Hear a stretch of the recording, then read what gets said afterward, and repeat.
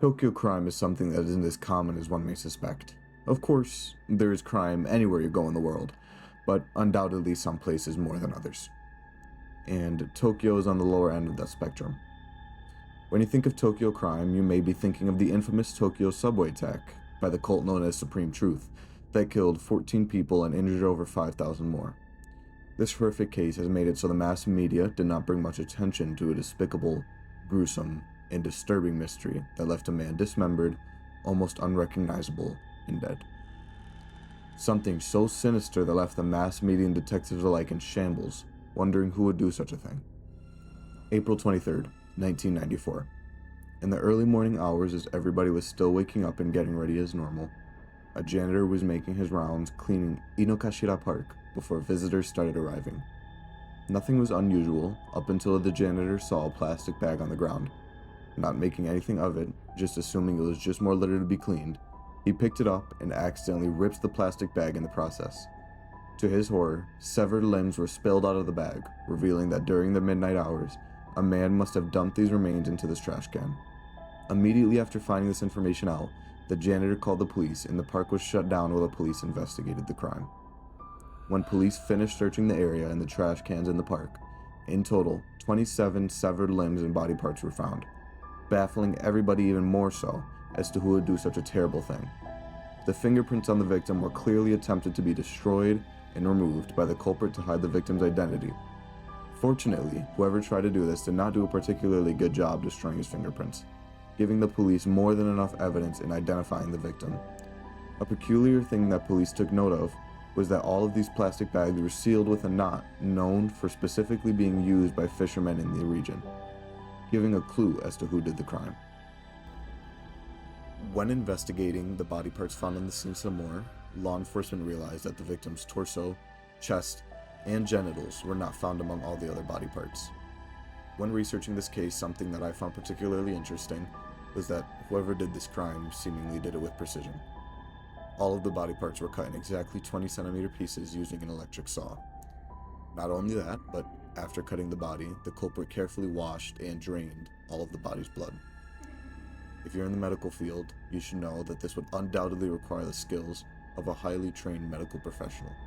Something that keeps coming up looking at different articles covering the case is that these 20-centimeter pieces were close to the dimensions of the trash cans in the park, making me believe that whoever did this knew the park or must have looked close to it to know the dimensions of the trash can. Once police and investigators found out the identity of the victim, the only information that was released to the general public is that they would here on out refer to the victim as S when discussing the case. S was a 35-year-old male architect living around the area of Inokashira Park. He was also known to be affiliated with an unidentified religious organization in Tokyo, in which he was particularly close to.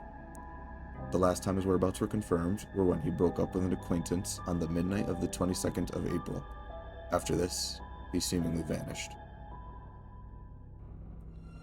Even though S's last confirmed whereabouts were on the 22nd of April, that did not stop people from coming forward claiming they saw the victim leading up to his inevitable demise. One unconfirmed eyewitness stated that the victim was being beaten by two men in a department store near his residency, with another claiming that at around 4 a.m., two men were spotted in the Inukashira Park showing suspicious behavior and carrying plastic bags. It is important to note that the first eyewitness case of the victim being beaten by two men is highly suspicious. This is for the fact that when investigating the victim's body, no evidence of physical battery was found anywhere on the body. Another theory states that the religious organization S was affiliated with murdered him. There seems to be no motive in them doing so this theory is not widely accepted. The last theory is that since the dismemberment of S's body had been so exact and precise, and the draining of the blood would require an industrial water supply, S had fallen into bad grace with an organized crime group in the area, which explains how they had access to all this equipment. In 2015, a man who went by K came forward to give a testimony in court. K's warehouse where he worked was in the vicinity of S's residency and stated that he was mistaken for S on multiple occasions. K was a supplier for many street vendors in the area, but K did not like foreign street vendors and tried to push them out and not give them his business as much as possible. One of these foreign street vendors had connections to a foreign criminal organization. Kay decided to stay in a hotel once finding this information out, so he was not hunted by the criminal organization. Once he saw the news about S's murder, he believed that S was mistaken for him, and was a victim of mistaken identity. Kay did not go forward in telling this to the police immediately after, because he feared that if he did, the organization would realize their mistake and go after him next. This is where all evidence to the case seemingly halted to a stop. No more evidence was found after this. 11 months after this case opened, the sarin gas attack on the Tokyo subway took place. This made it so the people working on the dismemberment case were moved to this new crime to investigate, leaving very few people to investigate whoever did this horrific crime. What is even more infuriating to me is that if the culprit were to ever be found now, or even confess to his crimes now, nothing could be done. This is because the statute of limitations for the case expired in 2009, around 15 years after the murder originally committed. In my opinion, if S was indeed a victim of mistaken identity, and had no part in doing anything malicious, I feel that this is one of the worst ways to go, dying for doing nothing wrong and only being mistaken for the person who did do the crime. What do you guys think really happened to him? Thank you for watching, and more uploads soon to come. Toodles.